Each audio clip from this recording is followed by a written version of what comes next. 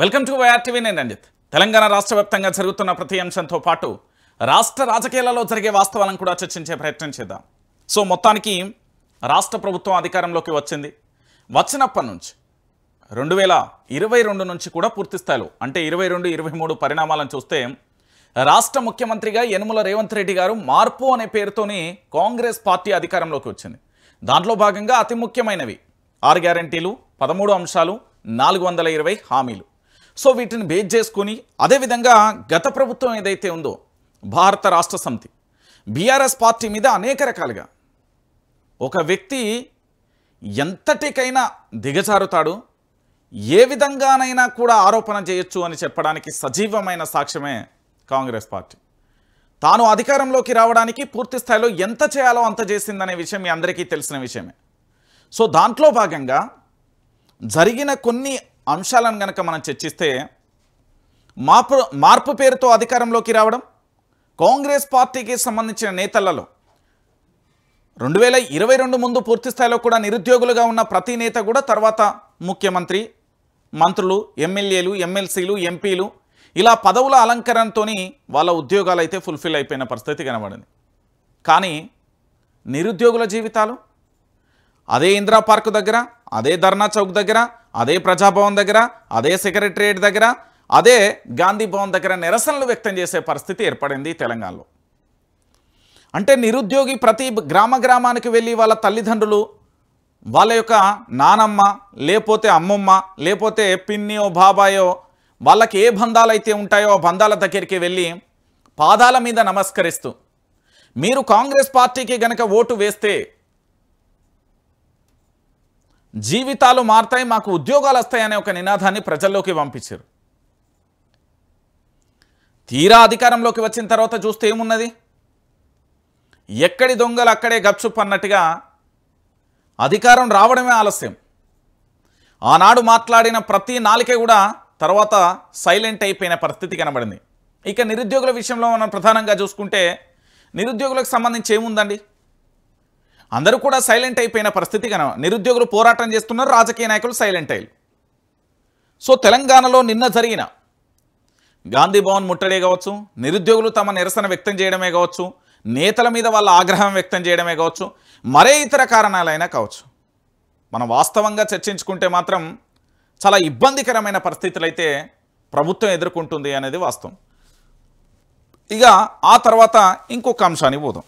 So మొత్తానికి నిరుద్యోగులకు మొండి చేయి వాళ్ళు గదే ఇందిరా పార్క్ దగ్గర ఉన్నారు, గదే కోచింగ్ సెంటర్లలో ఉన్నారు, గదే ఆర్టీసీ క్రాస్ రోడో, దిల్సుఖ్ నగరో, ఎస్ఆర్ నగరో, అమీర్పేటో గక్కనే వాళ్ళు కూకొని ఇంకా చదువుతున్న పరిస్థితి. వాళ్ళకు ఉద్యోగాలు అనేది ఎండాకాలంలో పూర్తి స్థాయిలో కూడా మనం చూస్తూ ఉంటాం కదా, అయ్యో ఇగో ఇక్కడ ఎండమావులు లెక్క నీళ్ళు ఇగో ఇక్కడ ఉన్నాయి, వాళ్ళకు ఉద్యోగాలు కూడా గంతే అయిపోయినాయి. అందరి ద్రాక్షగా నిరుద్యోగులకు మారిపోయిన పరిస్థితి కనబడదు. సరే మొత్తానికి కాంగ్రెస్ పార్టీ అధికారంలోకి వచ్చిన తర్వాత మార్పు అనే పేరు తర్వాత జరిగిన కొన్ని అంశాలను మనం చర్చిస్తే ముఖ్యమంత్రి యనుమల రేవంత్ రెడ్డి గారి మీద మొదటి నుండి పాపం వారు ముఖ్యమంత్రి అవ్వడమే దౌర్భాగ్యమో లేకపోతే వారికి ఆ పదవి అంటే బాకీ లేదో తెలియదు, కానీ ముఖ్యమంత్రి అయిన మొదటి రోజును కూడా ముఖ్యమంత్రి కుర్చీకి మరో నేత కన్ను, లేదా అష్టదిగ్బంధంలో రేవంత్ రెడ్డి, ఢిల్లీ నుంచి కొత్త రూల్స్, కొత్త ఆర్డర్స్, ముఖ్యమంత్రి మార్పు, త్వరలో ముఖ్యమంత్రి మార్పు, త్వరలో ముఖ్యమంత్రి మార్పు, త్వరలో ముఖ్యమంత్రి మార్పు, కొత్త సీఎం. ఈ వార్తలు మీరు గత 18 నెలల కాలంలో అంటే 20 నెలల కాలంలో చాలా స్పష్టంగా కూడా మీరు వింటున్న పరిస్థితి కనబడింది. సో ఇప్పుడు మళ్ళీ అలాంటి వార్తే తెలంగాణ రాజకీయాలలో సంచలనంగా మారిందండి. ఒకసారి దాన్ని నేను చూపించే ప్రయత్నం చేస్తా.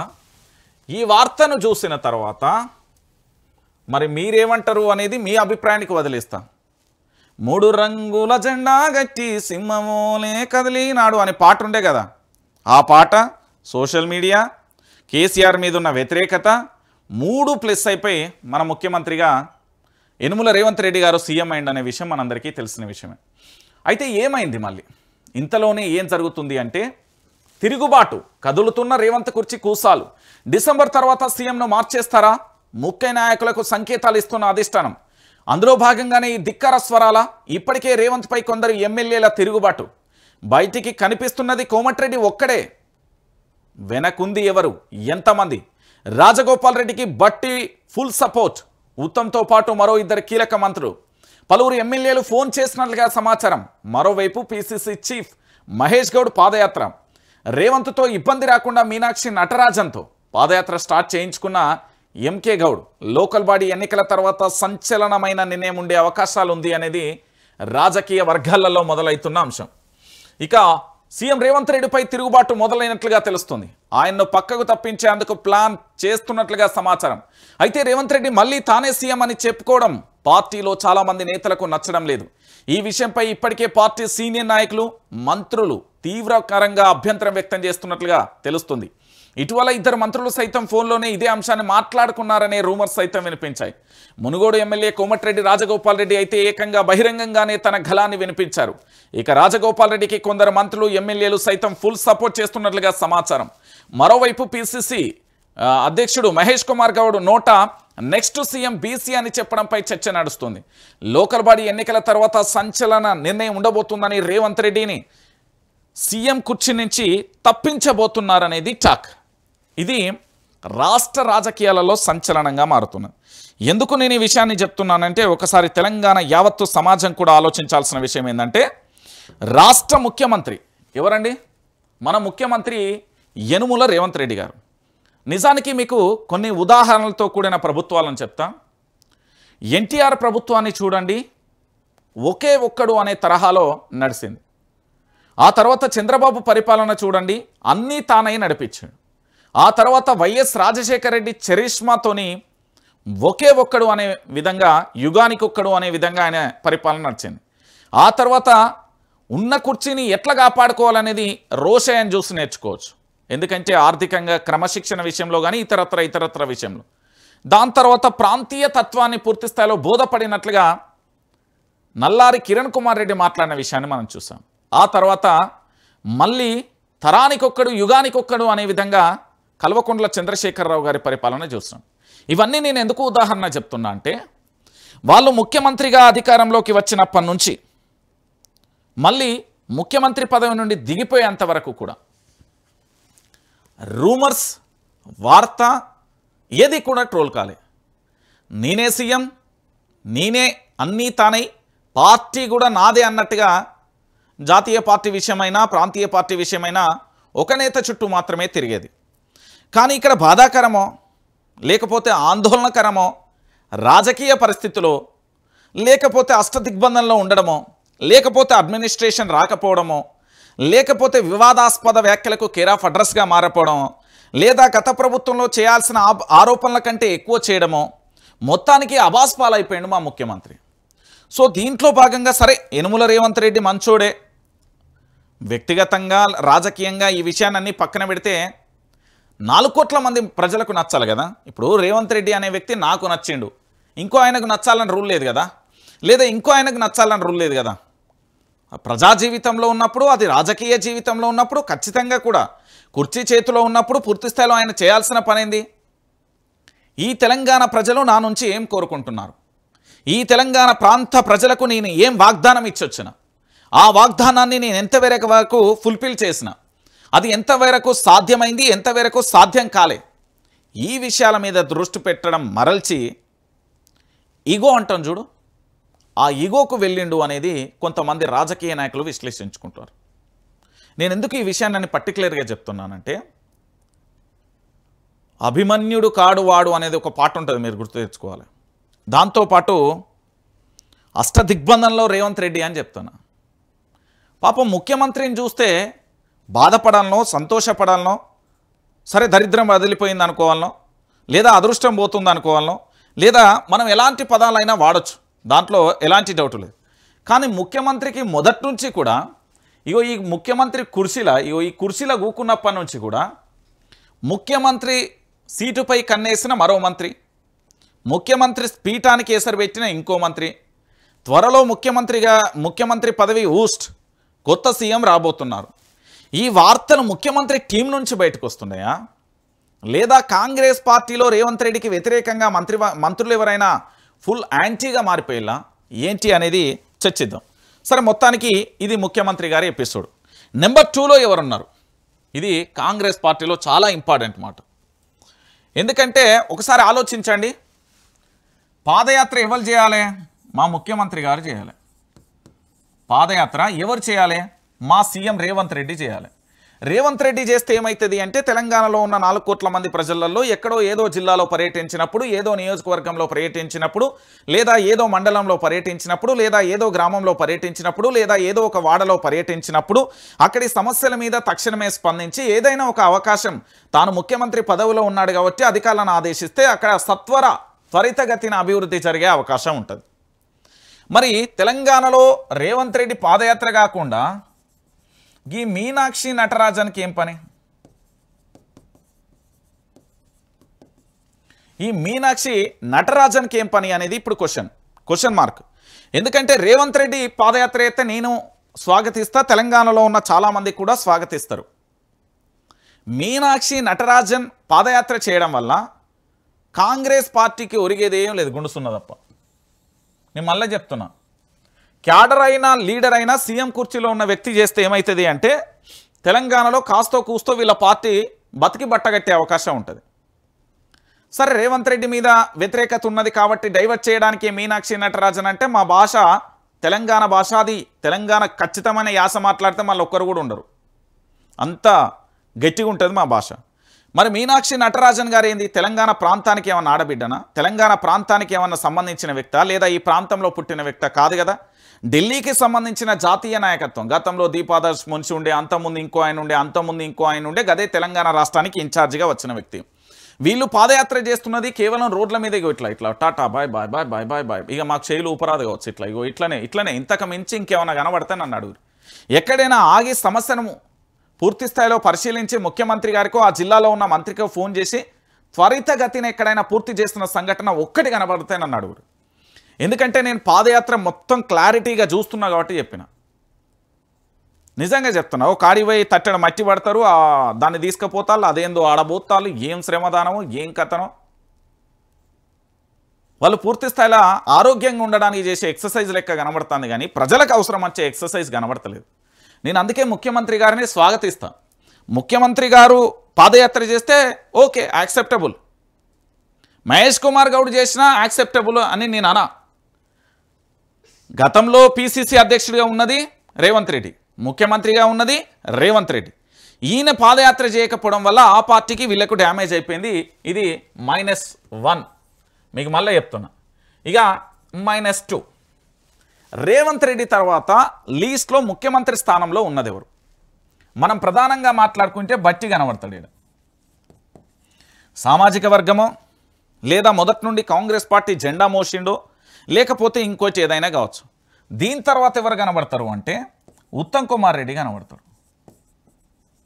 ఉత్తమ్ కుమార్ రెడ్డికి ఉన్న అదృష్టమో లక్కనాలో ఏదో తెలియదు, కానీ దాన్ని ఏమంటారు, మనిషికి ఏదన్నా మనం మాట్లాడుకుంటే ఎవరికైనా ఏమైతే దరిద్రం వైఫై వచ్చినట్టు పడుతుంది. కానీ ఉత్తమ్ కుమార్ రెడ్డికి మాత్రం అదృష్టం వైఫై లెక్క వసుట్టుకున్నది. ఇదైతే వాస్తవం. ఎందుకంటే ఈయనకు ఢిల్లీ సపోర్ట్ గట్టిగా ఉంటుంది. గతంలో మన చంద్రబాబును కలిసినప్పుడు కానీ, లేదా సోనియా గాంధీని కలిసినప్పుడు కానీ, రాహుల్ గాంధీని కలిసినప్పుడు కానీ, ప్రియాంక గాంధీని కలిసినప్పుడు కానీ, లేదా మరే ఇతర నేతలకు సంబంధించి కలిసే ప్రయత్నంలో భాగంగా మనం చూసిన సోషల్ మాధ్యమాలలో ఫోటోల ప్రకారం మాత్రం ఉత్తమ్ కుమార్ రెడ్డికి కాంగ్రెస్ పార్టీలో అదృష్టం అనేది గట్టిగా పట్టుకున్నది అనే విషయం క్లారిటీ అయిపోతుంది. సో ముఖ్యమంత్రి పీఠానికి సంబంధించి దాని తర్వాత బట్టి తర్వాత ఇక లిస్టు ఇక నేను చెప్పను, నేను బరాబర్ చెప్తున్నాను, ఇంకా చెప్పను, ఇంకా ఎక్కువ మాట్లాడే అవకాశం కూడా అక్కడ లేదు. సో ఇక్కడ ప్రధానంగా 2 వ్యక్తులు మాత్రమే ఈయనకు పోటీగా ఉండే అవకాశం ఉంటుంది. ఎవరికి? రేవంత్ రెడ్డి గారికి. సో ఇక్కడ -2. ఇక -3 ఏంది అంటే మహేష్ కుమార్ గౌడ్. తెలంగాణ రాష్ట్రానికి సంబంధించిన కాంగ్రెస్ పార్టీ అధ్యక్షుడు ఎవరైతే ఉన్నారో మహేష్ కుమార్ గౌడ్ ప్రభుత్వంలో ఏలు పెడుతున్నాడు తప్ప పార్టీ కార్యక్రమాలలో పూర్తి స్థాయిలో ఆయన ఎక్కడ ఇన్వాల్వ్ అయినట్టుగా కనబడతలేదు.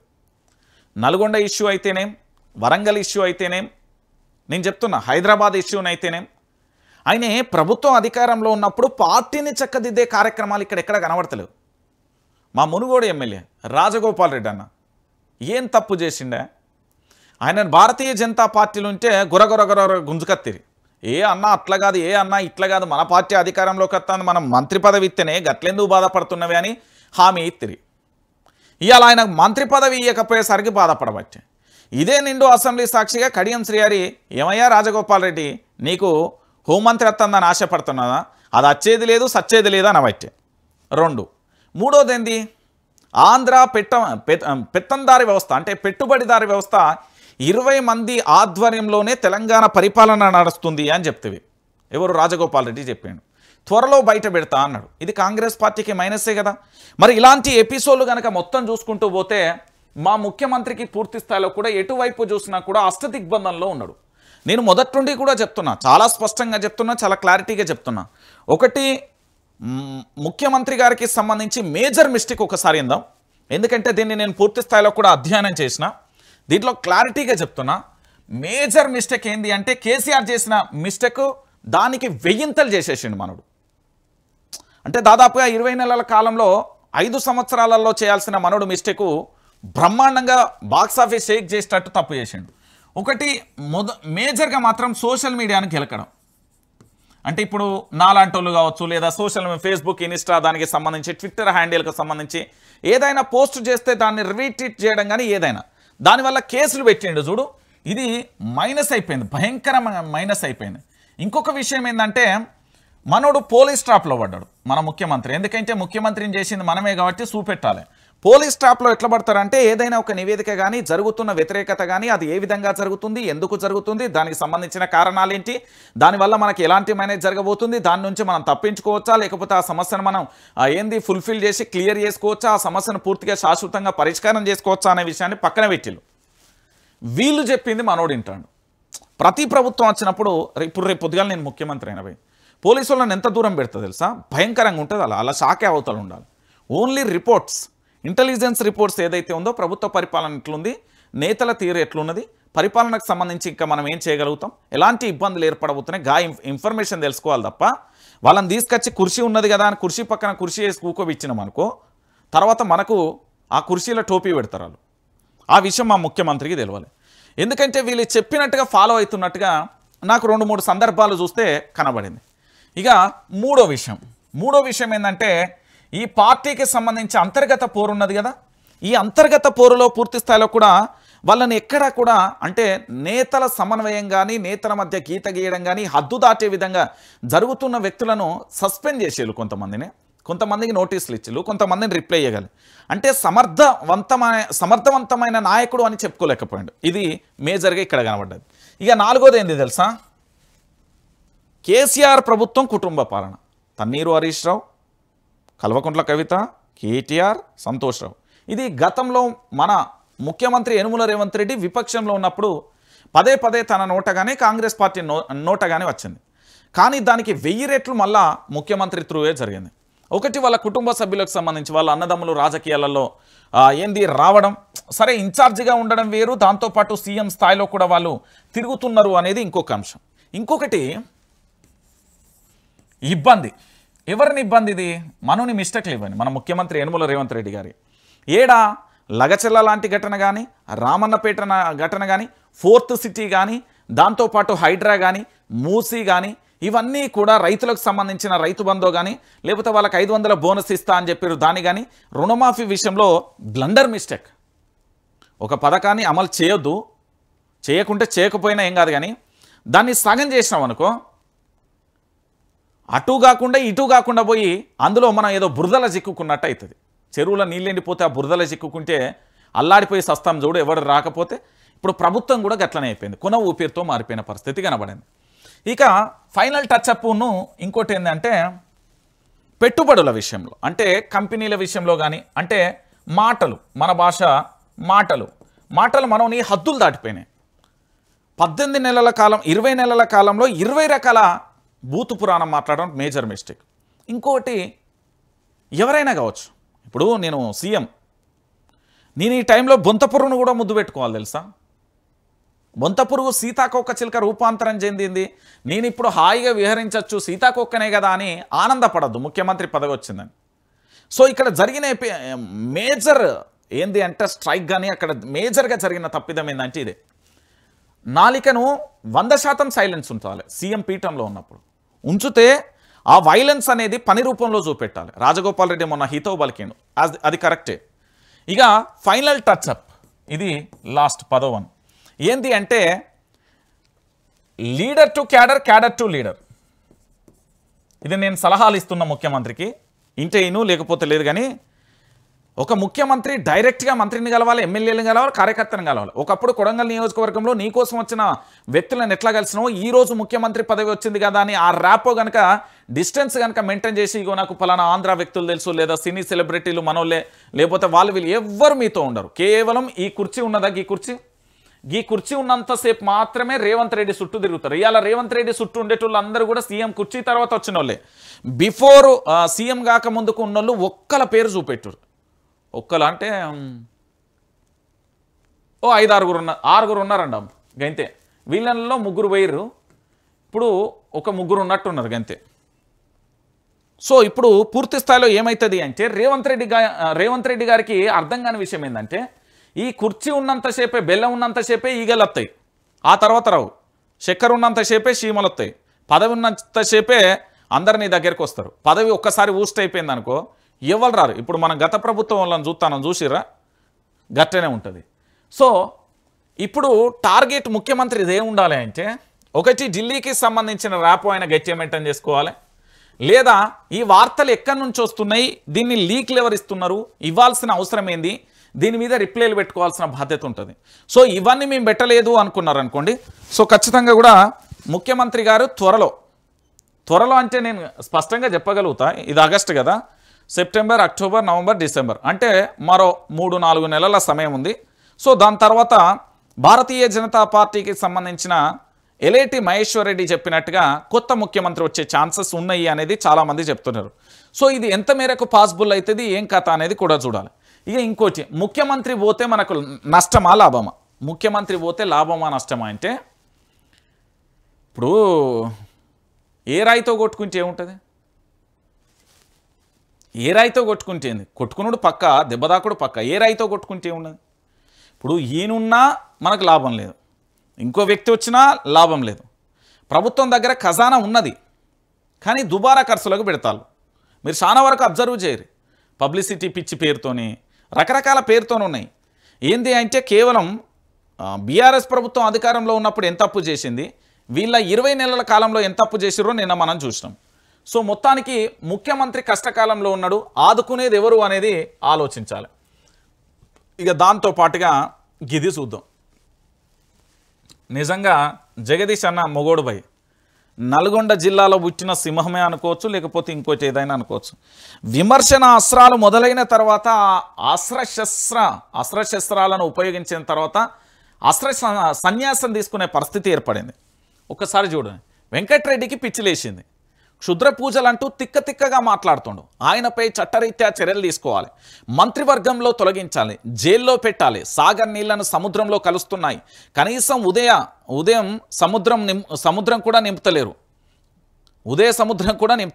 రైతాంగానికి నీళ్ళు ఇచ్చే సోయి లేదు. కోమటిరెడ్డి ఉత్తమ్ ఇద్దరూ అసమర్థులే, రైతుల పంటలు ఎండబెడుతున్నారు. మాజీ మంత్రి జగదీష్ రెడ్డి ఆగ్రహం. నిజంగా మంత్రి పదవిలో ఉన్నప్పుడు ఇప్పుడు నేను కొన్ని మాట్లాడితే నిజంగా చెప్తున్నా, ఒక 100 ఎఫ్ఐఆర్లు అయితే ఈయన గురించి అన్నీ ఉన్నాయి నా దగ్గర.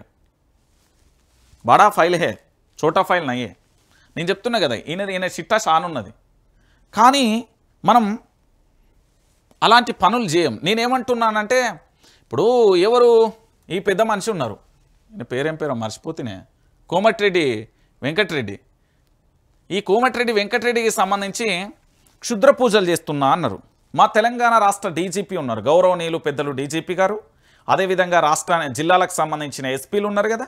మీరు మంత్రి మీద సుమోటోగా అదే సిసిఎస్లో లేకపోతే ఇంకొక కారణం ఇప్పుడు పోలీస్ వ్యవస్థలో చాలామంది చేత ఎఫ్ఐఆర్లు పెట్టించారు కదా, యాజ్ టీజ్ అట్లనే ఒక ఎఫ్ఐఆర్ పెట్టించి ఈయన మీద ఏమైనా ఎంక్వైరీ చేస్తారా? ఇగో ఈ మంత్రి గారి మీద ఎఫ్ఐఆర్ చేపించగలుగుతారా? ఆ సమర్థత మీ పార్టీలో ఉందా? ఎందుకు నేను ఈ మాట చెప్తున్నానంటే, ఈ కోమటిరెడ్డి వెంకటరెడ్డి అనే వ్యక్తి, నేను ఒక సామాన్యమైన వ్యక్తిగా ఇప్పుడు చూస్తున్నా. మాట్లాడదాం కాసేపు. ఎమ్మెల్యేగా గెలిచినాం, మంత్రి పదవి వచ్చింది, దాన్ని కాపాడుకొని నీ మంత్రి పదవితో తెలంగాణ రాష్ట్ర వ్యాప్తంగా ఉన్న ప్రజలకు సేవ చేయమని చెప్పినాం. ఆ కుర్చీలో కూకున్నాం కదా అని ఇష్టం ఉన్నట్టుగా మాట్లాడితే కుర్చీ పక్కకు జరుపుతారు అనేది తెలంగాణ ప్రాంత ప్రజలు మస్తు ఇస్తారు రిటర్న్ గిఫ్ట్. ఆ రిటర్న్ గిఫ్ట్ చాలా భయంకరంగా ఉంటుంది.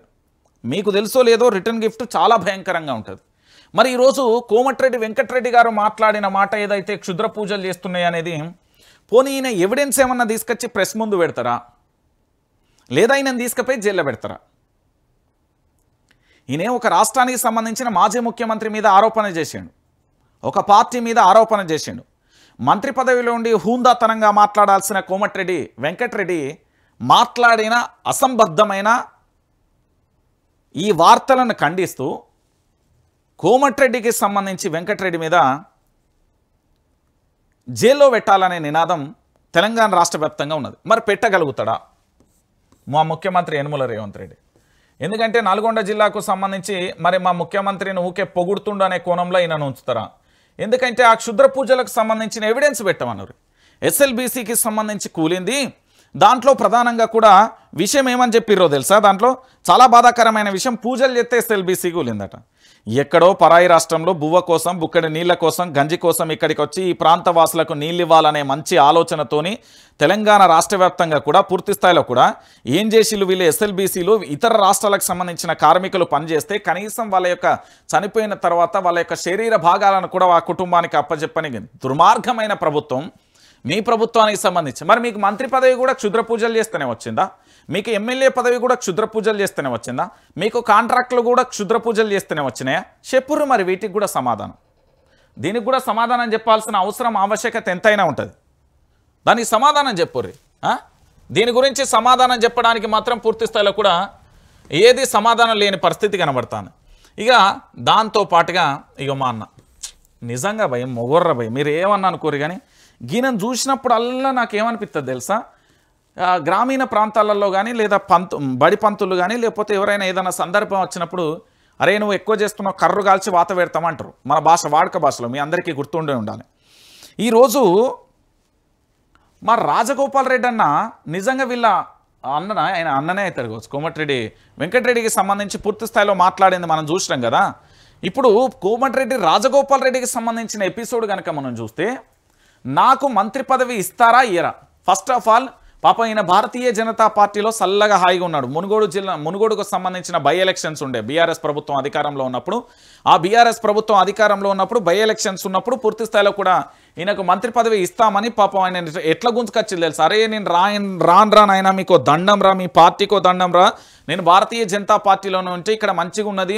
మళ్ళీ ఇంకొక పార్టీ భారతీయ జనతా పార్టీకి సంబంధించిన అమిత్ షా కానీ దాంతోపాటుగా ఇతరత్ర నేతలందరూ కూడా నాకు మంచిగా సత్సంబంధాలని మీరు అనవసరంగా చెడగొట్టకుర్రా బాబు అని చెప్పిండట.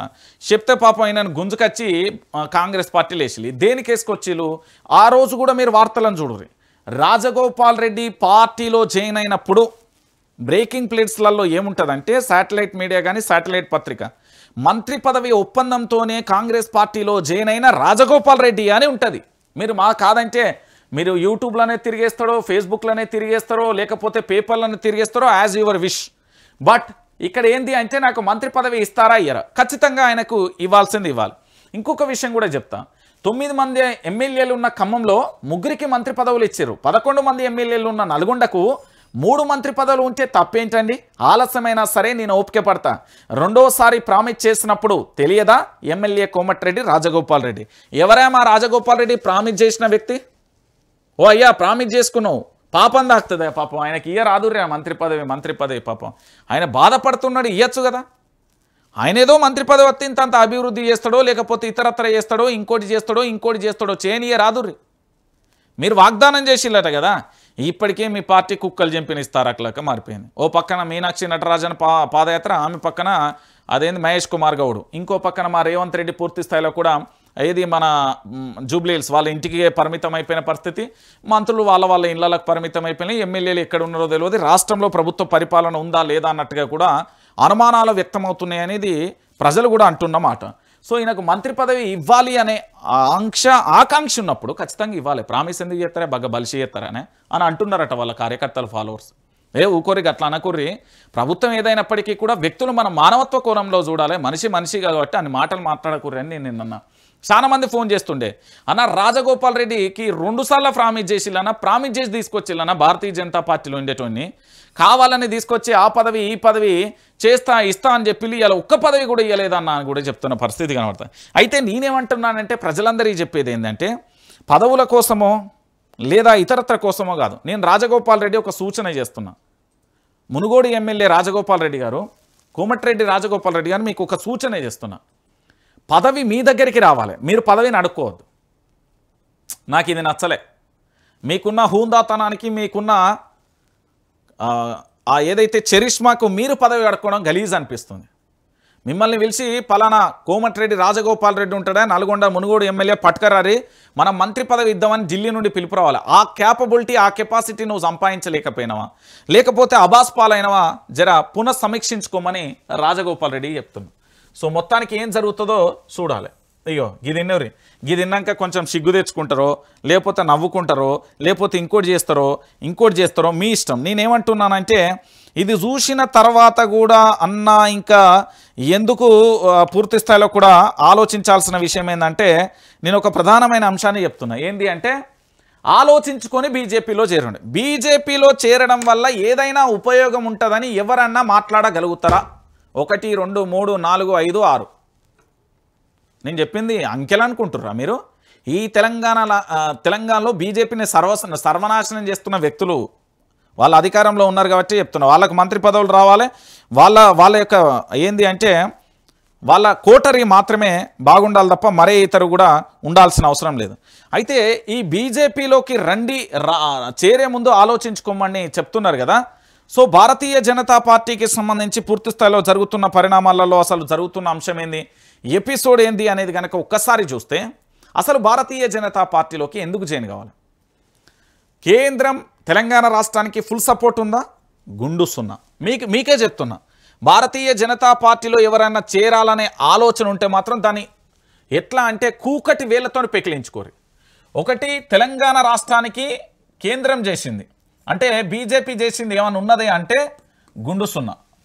రెండోది, ఇక్కడ చూడురి రాజాసింగ్ చాలా క్లారిటీగా ఇస్తాడండి. ఆలోచించుకొని బీజేపీలో చేరండి. పార్టీలోకి వచ్చే వాళ్ళకు రాజాసింగ్ హెచ్చరిక, కొందరితో చర్చించి ఆ తర్వాత చేరండి. పార్టీలో చేరి మళ్ళీ కొందరు వెళ్ళిపోయారు. మీరు అనుకున్నది జరగదు, కార్యకర్తలకి ఏ పదవి ఇప్పించలేరు, టికెట్ వస్తుందన్న గ్యారంటీ ఉండదు, మొదటి లిస్ట్లో ఫస్ట్ లిస్ట్లో ఉండరు, మెల్లగా లాస్ట్ లిస్ట్లోకి తోసేస్తారు అంటూ కూడా చెప్పిన పరిస్థితి కనబడుతుంది. ఆయన పేరేం పేరు ఉండే, అచ్చంపేట ఎమ్మెల్యే కదా, మాజీ ఎమ్మెల్యే గువ్వల బాలరాజు. అయ్యా గువ్వల బాలరాజు, ఇది మిమ్మల్ని ఉద్దేశించి అన్నదే. మీరు ఇంకా వేరే ఏమన్నా ఆలుకుంటారేమో కానీ మా రాజాసింగ్ అస్త్రశస్త్రాలను ఎప్పుడు బాణం వదలాలి ఎప్పుడు వదలకూడదో బాగా తెలుసు. మా హిందుత్వ కరుడు గట్టిన వాది రాజాసింగ్ చెప్పిన ముచ్చటేంది, భారతీయ జనతా పార్టీలోకి వచ్చి చాలా మంది బయలుపోయి ఒకరిద్దరు కూడా కాదు. మీకు తెలుసో లేదో 2018 2022 ఇప్పుడు ఇది 2025 కదా, ఇప్పుడు మొత్తం 72 మంది పార్టీ పోయారు తెలుసా. ఈ పార్టీలకి వెళ్ళిపోయారు. లెక్క పెట్టుకోరు, కూర్చొని పెన్ను పేపర్ పట్టుకొని పలానా వైఆర్టీవీ రంజిత్ చెప్పింది తప్ప కరెక్టా అని రాసుకోరు. 72 మంది జాయిన్ అయ్యారు 2018 ఎలక్షన్ కానుండి మొదటితే, కీలక నేతల కానుండి మొదలెడితే మంచి వాళ్ళందరూ వెళ్ళిపోయారు. కొంతమంది బీఆర్ఎస్లోకి వెళ్ళిపోయారు, కొంతమంది కాంగ్రెస్లోకి వెళ్ళిపోయారు. మొత్తానికైతే ఈ పార్టీని వదిలేసారు. ఈ పార్టీతోని తెలంగాణ రాష్ట్రానికి ఏమైనా వస్తుందంటే ఏం రాదా బిడ్డ, గుండుసున్నా. ఈ తెలంగాణ రాష్ట్రానికి మనకి ఎరువులే తక్కువ, మన వాటా తేల్చలేకపోతున్నారు, మనకు రావాల్సిన నిధులు ఇస్తలేరు. నిన్నటికి నిన్న మనకు తెలుసు కదా, తెలంగాణ హైదరాబాద్కు సంబంధించిన మెట్రోకి ఇవ్వాల్సిన పైసలు కూడా ఇవ్వాలి, ఏదో లక్నోకో ఏమో పంపించారు. సో మళ్ళీ ఇంకొకటి, మీకు టికెట్ వస్తుందంటే మీరు ఆలోచించుకోవాలి, ఎవరితో చర్చించాలి? బండి సంజయ్తో చర్చించాలి, కిషన్ రెడ్డితో చర్చించాలి. నేను చెప్తున్నా కదా, వీళ్ళే ఉంటారు. భారతీయ జనతా పార్టీలో కీలక నేతలు ఎవరన్నా ఉన్నారు అంటే వీళ్ళిద్దరితోనే చర్చించాలి. మళ్ళీ ఇంకొకటి అరవింద్ ఉంటాడు, ఇంకోటి మా ఈటలన్న ఉంటాడు. ఈటలన్న కష్టమే ఉన్నది అనుకోర్రి. దాంతోపాటుగా ఇంకొక విషయానికి సంబంధించి పూర్తి స్థాయిలో కూడా మనం ఆలోచించాల్సిన విషయం ఏంటంటే తెలంగాణ ప్రాంత ప్రజలందరికీ కూడా 5-6 ఉన్నారు. వీళ్ళతో చర్చలు జరిపిన తర్వాత మాత్రమే మీరు భారతీయ జనతా పార్టీలోకి రారు. నేను ఇంకొక మాట కూడా చెప్తున్నా, భారతీయ జనతా పార్టీ కార్యకర్తల మీరు పార్టీ కోసం చేసిన సేవ నిజంగా హ్యాట్స్ ఆఫ్, నిజంగా హ్యాట్స్ ఆఫ్. మీరు భారతీయ జనతా పార్టీ కోసం ఎక్కడైనా మీటింగ్ జరిగినా, ఎక్కడైనా ధర్నా జరిగినా, ఏది జరిగినా మీరు సర్ది బాక్స్ తెచ్చుకొని తిని మళ్ళీ మీ యొక్క బాట మళ్ళీ చూసుకొని వెళ్ళిపోతారు చూడు. నిజంగా మీ క్రమశిక్షణకు, మీ డెడికేషను, మీరు పార్టీ అధికారంలోకి రావాలని మీరు పడ్డ కష్టం నిజంగా కూడా సెల్యూట్. కానీ ఇప్పుడు మీ దారి మీరు చూసుకోరు. మీరు ఎమ్మెల్యే కావాలనుకుంటున్నారా, కార్పొరేటర్ కావాలనుకున్నారా, జెడ్పీటీసీ కావాలనుకుంటున్నారా, సర్పంచ్ కావాలనుకుంటున్నారా, జెడ్పీ చైర్పర్సన్ కావాలనుకున్నారా, ఎమ్మెల్సీ కావాలనుకున్నారా, ఏది కావాలనుకుంటే మాత్రం ఈ పార్టీలో ఇక కాదు. ఇక్కడ వర్గాలు ఉన్నాయి. ఈ పార్టీని ఇక్కడ బతకనియరు.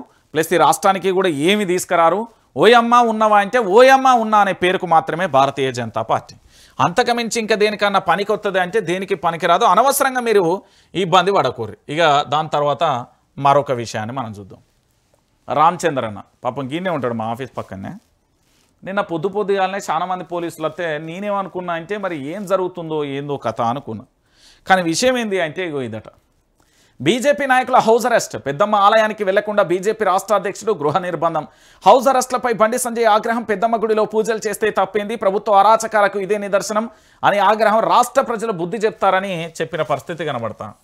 నేను తెలంగాణ ప్రభుత్వానికి ఇక్కడ ఏదైతే మా రామచంద్ర అన్నను హౌస్ అరెస్ట్ చేసిరో వీళ్ళకు బస్తమే సవాల్. మీరు ఒక చర్చి జోలికి పోయి చెప్పుర్రి, లేదా మీరు ఒక మసీదు జోలికి పోయి చెప్పుర్రి. అరే మొన్నటికి మొన్నగా ఏంది మార్వాడీలకు సంబంధించిన షాపులో మాకు ఫేక్ ఇస్తున్నారు, మాకు ఇక్కడ సంపదనంతా కొల్లగొడుతున్నారు, కాబట్టి ఇదంతా మనకు నష్టం వాటిల్తుందని వీడియో చేస్తే దాని మీద ఇంకొక పాట రాస్తే ఆయన ఎస్ఓటి పోలీసులు అని పేరు చెప్పి అరెస్ట్ చేసిళ్ళు. నేను చెప్తున్నా కదా, మీరు అనుకుంటున్నారు హైదరాబాద్ తెలంగాణ వాసుల అడ్డానే. కాదు, హైదరాబాద్లో మొత్తం మార్వాడి వ్యవస్థకు సంబంధించి చాలా ఇతర రాష్ట్రాలకు సంబంధించిన వ్యక్తులు మొత్తం పాగా వేసేసిలు. మీరు అవునన్నా కాదన్నా ఇది తెలుసుకోర్రి. నేను చాలా క్లారిటీగా చెప్తున్నా. ప్రతి గల్లీకి స్వీట్ షాపులు వాళ్ళే, కిరాణా కొట్టులు వాళ్ళే, సూపర్ మార్కెట్లు వాళ్ళే. నేను చెప్తున్నా కదా, ఏడి ఓర్రి మస్తు వెళ్తాయి. మస్తు బంగారం షాపులు వాళ్ళే కదా. మీరు ఎక్కడి ఓరి మొత్తం వాళ్ళే కనబడతారు. మనోళ్ళు ఎవరు లేరన్నా, అంతా మొత్తం అక్కడి నుండి వచ్చిరు, మన సంపద అంతా దోసుకుపోతున్నారు. ఒకటి. రెండో విషయం ఏంటంటే పెద్దమ్మ ఆలయానికి వెళ్లకుండా అడ్డుకున్నారు కదా. ఇదే ఒక మసీదు జోలికి పోతాం మేము. వాళ్ళు మసీదు అంటే మా ముస్లిం సోదరులు ఏదైనా మసీదుకు వాళ్ళకి సంబంధించిన అంశం ఉంటుంది, అక్కడికి వెళ్తారు. వాళ్ళని అడ్డుకునే దమ్ము ధైర్యం ఉందా అండి? ఇదే మా క్రిస్టియన్ సోదరులు ఉన్నారు, వాళ్ళ ఏది చర్చికి ఏదైనా ప్రాబ్లం వచ్చి వెళ్తారు, అక్కడ వాళ్ళని అడ్డుకునే దమ్ము ధైర్యం ఉందా? అంటే హిందువులు అంటే చులకన్నా, లేకపోతే మా హిందువుల పట్ల ఎందుకు ఇట్లా వ్యవహరిస్తున్నారు? పెద్దమ్మ తల్లికి సంబంధించి మా ఆరాధ్య దైవం, ఆడ భూమి వివాదం, ఆడ ఆ పంచాయతీ గుడి వివాదం, మాకు చాలా రకాలుగా సమస్యలు ఉన్నాయి. ప్రభుత్వమే పరిష్కరిస్తా అంటే ఎవరు పోరు కదా. నిన్న ఈ వివాదం తారాస్థాయికి చేరిన పరిస్థితి. ఇది నేనేమంటున్నానంటే మతాల మధ్యన ఇతర చిచ్చు పెట్టట్లే, ఎవరిని నేను కూడా వ్యక్తిగతంగా వాళ్ళని కించపరచట్లే. కొందరికి సపోర్ట్ చేస్తున్నారు, మరికొందరికి సపోర్ట్ చేయట్లేదు. ఇది జరుగుతున్న పరిణామాలు చూస్తూ ఉంటే అలా అనిపిస్తున్నది అనేది తెలంగాణ ప్రాంతానికి సంబంధించిన కొంతమంది వ్యక్తులు ఆరోపిస్తున్న పరిస్థితి కనబడుతుంది. సో ఇక్కడ ఏంది అంటే పెద్దమ్మ ఆలయాన్ని రక్షించాల్సిన బాధ్యత ఖచ్చితంగా బీజేపీ మీద ఉంటుంది, రామచంద్రరావు మీద ఉంటుంది, దాంట్లో తప్పే లేదు. రైట్. రమ్మన్నారు, వస్తే అరెస్టు చేశారు. గాంధీ భవన్ దగ్గర నిరుద్యోగుల అరెస్ట్. జాబ్ క్యాలెండర్ 2 లక్షల ఉద్యోగాలపై నిరసన. అధికార పార్టీకి వినతి పత్రం ఇచ్చేందుకు చెలో గాంధీ భవన్కు పిలుపునిచ్చిన నిరుద్యోగులు. భారీగా మోహరించిన పోలీసులు. పలువురు నిరుద్యోగుల అరెస్ట్. ముట్టడికి కాదు, సమస్యలు చెప్పడానికి వచ్చామని చెప్పినా వినిపించుకొని పోలీసులు. నిరుద్యోగుల భయంతో గాంధీ భవన్కు రాని కాంగ్రెస్ నేతలు. శబాష్. ఇట్లా ఓపీర్రి, డైపర్ తడిపిర్రి నిరుద్యోగులకు. చెప్తున్నా కదా, మీ ఒంట్లో సావకుండా మీరు రక్తం సలసలసలమని మసుల్తే నిజంగా కాంగ్రెస్ పార్టీకి ఓటు వేయమని బస్సు యాత్రలు పెట్టి గ్రామాన తిరిగి వాడవాడలు తిరిగి దండం పెట్టి కాలు మొక్కి బాంచనని మీరు పెట్టిన ప్రతి స్టేటస్ నా దగ్గర ఉన్నది, ప్రతి వీడియో నా దగ్గర. నేను చెప్తున్నా, నిరుద్యోగులందరికీ చెప్తున్నా, మీ హక్కులను మీరే కాల రాసుకోకుండా మీ హక్కులను మీరే పోరాటం చేసుకోరు. ఖచ్చితంగా కూడా మీకు ఇస్తానన్న వాగ్దానం ఇవ్వకపోతే మీరు విద్యాశాఖ మంత్రి దగ్గర పోరు, సెక్రటరియట్ దగ్గర పోరు, గాంధీ భవన్ దగ్గర పోరి, ఆఖరికి అక్కడ అవసరమైతే ఆమరణ నిరాహార దీక్ష చేయరు. మీ హక్కులకు ఉద్యోగ కల్పనలో ఈ ప్రభుత్వం చేస్తున్న మోసపూరితమైన కుట్రపూరితమైన ఏదైతే వాదన ఉందో ఆ వాదనను కొట్టిపారేరు. నేను మళ్ళీ చెప్తున్నా కదా, ఖచ్చితంగా మీరు పోరాటం చేయాల్సిందే, మీ హక్కులను మీరు కాపాడుకోవాల్సిందే. దానికి సంబంధించి నేను చాలా క్లారిటీగా చెప్తున్నా. ఎందుకంటే వీళ్ళ నిరుద్యోగులు ఈనాటి గోస కాదు. ఇప్పుడు ఇక్కడ వీళ్ళందరూ పోలీసు యూనిఫామ్లో ఉన్న వాళ్ళందరూ కూడా ఒకప్పుడు నిరుద్యోగులే నేటి ఉద్యోగులుగా మారిపోయారు. సో ఇక్కడ జరుగుతున్న పరిణామం ఏంటంటే వీళ్లకు నిరుద్యోగులకు సంబంధించి రోజు రోజు ఏమైనా ఏజ్ తక్కువవుతుందా అండి? 28, 29, 30, 31, 32, 33 కాకుండా నిరుద్యోగుల విషయంలో 35, 34, 32, 31, 28, 29 ఇట్లా ఏమన్నా తగ్గకుండా కిందికి వస్తుందా? రాదు కదా. వాళ్ళ ఏజ్ అయిపోతుంది, వాళ్ళ అకాడమిక్ ఇయర్ అయిపోయి చాలా సంవత్సరాలు అవుతుంది. వాళ్ళకి ఇవ్వాల్సిన నోటిఫికేషన్లు అంటే ఇవ్వకపోతే ఎవరికైనా కట్టలు తెంచుకునే ఆగ్రహం వస్తుంది కదా, వచ్చింది. ఇప్పుడు వాళ్ళ ప్రతాపం ఏందో చూపించారు ప్రభుత్వం. నేను ఏమంటున్నానంటే మీరు మొత్తం ఇవ్వకపోయినా కొన్ని ఇవ్వాల్సిన అన్నీ కూడా ఇస్తే బాగుంటుంది అనేది ఆలోచన. ఇక చూడరు ఏమయ్యా, ఇక బీజేపీలో జాయిన్ అయిన వాళ్ళు ఏ కోణంలో ఈ తలకాయ ఏడబెట్టుకుంటారో నాకు అర్థమవుతలేదు. ఫస్ట్ ఆఫ్ ఆల్ మా బీజేపీ రాష్ట్ర అధ్యక్షుడు రామచంద్రరావు గారు, కేంద్ర మంత్రిగా ఉన్న బండి సంజయ్ గారు, అదేవిధంగా కిషన్ రెడ్డి గారు, అదేవిధంగా ధర్మపురి అరవింద్ గారు, అదేవిధంగా ఎవరు ఈటల రాజేందర్ గారు, అదేవిధంగా రఘునందన్ రావు గారు, అదేవిధంగా ఏది ఆయన పేరు కొండ విశ్వేశ్వర రెడ్డి గారు, అదేవిధంగా ఇంకెవరున్నారు ఈ బీజేపీకి సంబంధించుకొని చాలా మంది మాట్లాడతారు కదా. మీ అందరికీ నేను ఒకటే ప్రశ్న అడుగుతున్నా, దీనికి ఏమన్నా సమాధానం చెప్తారా? తెలంగాణపై బీజేపీ వివక్ష, తాజాగా సెమీకండక్టర్ల ప్రాజెక్టులోనూ అన్యాయం, మోదీ సర్కార్తో పారిశ్రామికంగా తీవ్ర నష్టం, ఐటీఐఆర్ రద్దుతో తెలంగాణకు వెన్నుపోటు, రాష్ట్రానికి 2.19 లక్షల కోట్ల పెట్టుబడుల నష్టం, అనుకూలతలున్న డిఫెన్స్ కారిడార్కు నిరాకరణ, 10 ఏళ్ల పాటు విజ్ఞప్తులను పక్కన పడేసిన బీజేపీ, ఇటీవల మెట్రో లైన్ల కేటాయింపులలోనూ మొండి చేయి, 8 మంది బీజేపీ 8 మంది కాంగ్రెస్ ఎంపీల సైలెన్స్, వీళ్ళను ఇక పంపిరబ్బా, వీళ్ళని ఇక రాజీనామా చేయమని చెప్పుర్రి. ఈ ఎంపీలు 8 మంది ఏం చేస్తారో ఏం కాదు, గుజ్జిగుర్రాని పనులు తోముతారు, లేకపోతే ఇంకేమైనా గాడిదకి సంబంధించి మరి ఏం చేస్తారో నాకైతే తెలియదు. కానీ 8 మంది కాంగ్రెస్ 8 మంది బీజేపీలు ఉన్నారు. మన తెలంగాణ రాష్ట్రానికి అన్యాయం జరుగుతుంది, మన ప్రాంతానికి అన్యాయం జరుగుతా అంటే ఇప్పుడు కూడా మౌనంగా ఉంటే ఎంత? ఇగో బీజేపీ సర్కార్ నిర్ణయం ఒక్కసారి చూడరు, ఎంతమంది ఉద్యోగాలు కోల్పోయారు. బిడ్డలారా, ఓ బీజేపీ కార్యకర్తలారా, మిమ్మల్ని నేను హెచ్చరిస్తా ఉన్నా, మీరు మేలుకోండి, లేకపోతే మీ జీవితాలు కూడా గిట్లనే అయిపోతాయి. మీకు నేను అపీల్ చేస్తా ఉన్నా, మీ భవిష్యత్తును పనంగా పెట్టుకోకుర్రి. ఇక చూడుర్రి, భారతీయ జనతా పార్టీ ఒక్క నిర్ణయం వల్ల మన తెలంగాణకి ఏమైపోయిందో ఒక్కసారి చూడండి. భారతీయ జనతా పార్టీ యొక్క నిర్ణయం ఏంది? ఇగో నష్టపోయిన పెట్టుబడులు, కోల్పోయిన ఉద్యోగాలు. ఎన్ని కోల్పోయిలు? ఐటీఐఆర్ రద్దు జరిగింది. దీంతో ఎంత నష్టమో తెలుసా? 2.19 లక్షల కోట్ల రూపాయలు. దాదాపుగా ఉద్యోగాలు ఎన్ని కోల్పోయి? 70 లక్షల ఉద్యోగులు. అంటే మొత్తం తెలంగాణ రాష్ట్ర వ్యాప్తంగా కూడా ఉద్యోగులతో నిండిపోయేది. నిరుద్యోగులు అనేదే ఉండకపోవు. 40 లక్షల మంది నిరుద్యోగులు ఉన్నారండి ఇప్పటి వరకు. 40 నుంచి ఇప్పుడు 50 కావచ్చు, 2 సంవత్సరాలు అంటే యూనివర్సిటీలు అన్నీ కలిపి 50 లక్షల మంది ఉన్నారు. కానీ ఐటీఐఆర్ రద్దుతోని 2.19 లక్షల కోట్ల రూపాయలకు, అంటే ఆల్మోస్ట్ కేసీఆర్ ప్రభుత్వం 10 సంవత్సరాలలో చేసిన అప్పెంతో ఈరోజు ఈ పైసలు వస్తే కూడా సెట్ అయిపో 70 లక్షల ఉద్యోగాలు కోల్పోయినాం. డిఫెన్స్ కారిడార్కు సంబంధించి మొండి చేయి, దాదాపుగా 50,000 కోట్లండి. ఓరి దేవుడో, ఉద్యోగాలు చూడురి, 2.5 లక్షల ఉద్యోగాలండి. 2.5 లక్షల ఉద్యోగాలు కోల్పోయినాం ఈ భారతీయ జనతా పార్టీ వల్ల. నేషనల్ డిజైన్ సెంటర్ తరపున 10,000 కోట్ల రూపాయలు నష్టపోయినాం. దాదాపుగా ఇక్కడ 20,000 ఉద్యోగాలు కోల్పోయినాం. ఇక చెప్పుర్రి, మనం బీజేపీ అని ఏలాడబడే వాళ్ళందరికీ కూడా ఇప్పుడు చెప్పుర్రి, 2.19 లక్షల కోట్ల రూపాయల సంపద ఆవిరైపోయింది, 70 లక్షల ఉద్యోగాలు ఊస్టన్నాయి, 50,000 కోట్ల రూపాయల సంపద పోయింది. దాంట్లో భాగంగా 2.5 లక్షల కోట్ల రూపాయలు, 10,000 కోట్లు, 20,000 ఉద్యోగాలు. ఇక చూడుర్రి, భారతీయ జనతా పార్టీ తెలంగాణ రాష్ట్రానికి ఇచ్చిన అద్భుతమైన గిఫ్ట్. మా తెలంగాణలో భారతీయ జనతా పార్టీకి సంబంధించిన 8 మంది బీజేపీ నేతలు, 8 మంది కాంగ్రెస్ ఎంపీలు ఉన్నారు. ఇక మా వాళ్ళు సాధించిన ఘనత ఏంటంటే దాదాపుగా ఇగో ఇది మా బతుకులు. తెలంగాణ రాష్ట్ర వ్యాప్తంగా ఇది జరిగింది మాకు. ఇక చెప్పుర్రి, ఇంతకంటే దారుణం, ఇంతకంటే ఘోరం ఇంకేమన్నా ఉంటుందా? తెలంగాణ రాష్ట్రంలో అసలు నిరుద్యోగ సమస్య అనేది ఉండకపోవు కదా, ఈరోజు పూర్తి స్థాయిలో కూడా ఆగమైపోయిన పరిస్థితి కనబడుతుంది.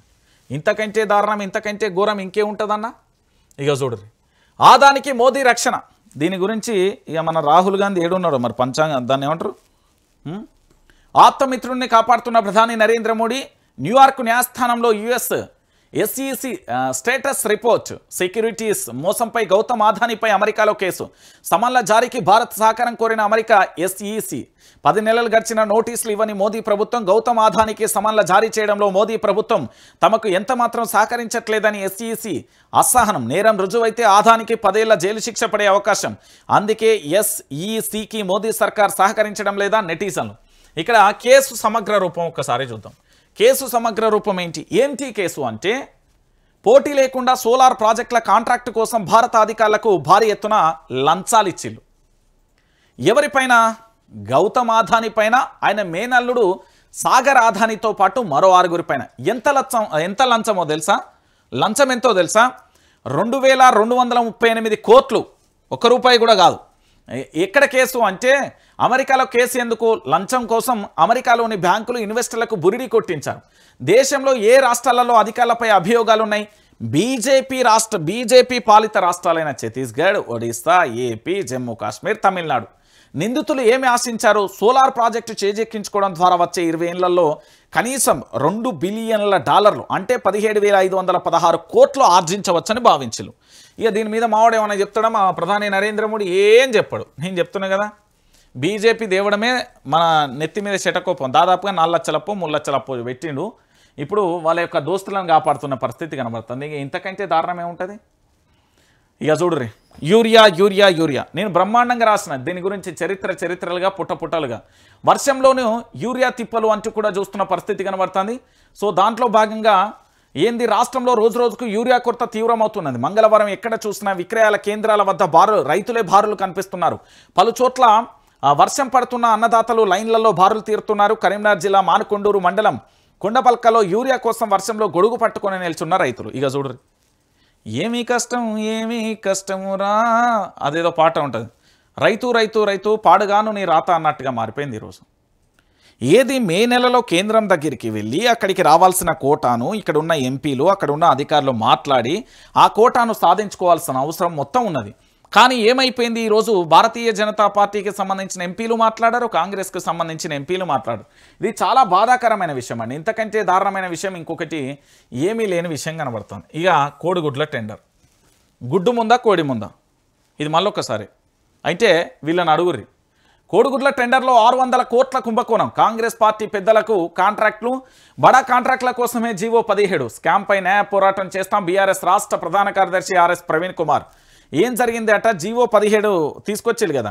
దీంతో ఏమైపోయిందంటే బడాబాబులకు అనుకూలంగా నిబంధనలు రూపొందించలు అంటే మండల యూనిట్గా ఉండే కాంట్రాక్టర్లను ఎంపిక చేసిలు ఈఎండి కానీ టర్నోవర్ ఫీజులు కానీ అప్లికేషన్ రుసుము కానీ భారీగా పెంచడం కుంభకోణాలలో భాగమే అంటూ కూడా చెప్తున్న పరిస్థితి కనబడుతుంది కోడిగుడ్లు అండి కోడిగుడ్లు ప్రభుత్వం ఇస్తుంది కదా గురుకులాలకు అంగన్వాడలకు హాస్టళ్లకు ఇస్తారు చూడు ఆ కోడిగుడ్లలో 600 కోట్ల రూపాయల కుంభకోణం జరిగిందట మొత్తం మనల్నే ఏదంటే ఇట్లా బట్టనగాక నీళ్ళలో వేసి పిండితే నీళ్ళు ఎట్లా వస్తాయో మనల్నే విడుతారు పన్నుల రూపంలో ఒకళ్ళు స్కామ్ల రూపంలో మొత్తం మన సొమ్మే తింటున్నారు ఇది పరాయుడు సొమ్ము వేరేటోది కాదు అయ్యా బాబు లైవ్ చూస్తున్నావు కదా నీ సొమ్ము కూడా తింటున్నారు అయ్యా ప్రతి ఒక్కరి సొమ్ము తెలంగాణలో ఉన్న ప్రతి ఒక్క బిడ్డ సొమ్ము తింటున్నారు 600 కోట్ల కుంభకోణం చేసిల్లట కాంగ్రెస్ వాళ్ళు మరి దీనికి సంబంధించి ఏమన్నా సమాధానం చెప్తారా అంటే లేని పరిస్థితి కనబడుతుంది సో పూర్తి స్థాయిలో కూడా మీరు ఆలోచించాల్సిన విషయం ఏంటంటే నేను తెలంగాణ ప్రాంత ప్రజలకు విజ్ఞప్తి చేసేది ఇక్కడి ప్రాంత ప్రజలందరికీ కూడా నేను చెప్పే విషయం ఇదే సో ఇంకొక విషయం కూడా ఇక్కడ తేలియాడే విషయం ఏంటంటే తెలంగాణ ప్రాంత ప్రజలందరికీ కూడా తెలియాల్సిన విషయం ఏంటంటే ఒక విషయాన్ని అయితే మీరు చాలా క్లారిటీగా గుర్తుపెట్టుకోర్రి తెలంగాణ రాష్ట్ర వ్యాప్తంగా కూడా చూస్తున్న పరిణామాలలో దాంతోపాటుగా ఇతరత్ర కూడా చూస్తున్నారు కదా నేనేమంటున్నానంటే ఇక్కడ వైఆర్టీవీ తెలుగు న్యూస్ ఛానల్ అనేది కదా ప్రతి ఒక్కరు కూడా సబ్స్క్రైబ్ చేసుకోరు దాంతోపాటు లైక్ చేసుకోరు దాంతోపాటు షేర్ చేసుకోరు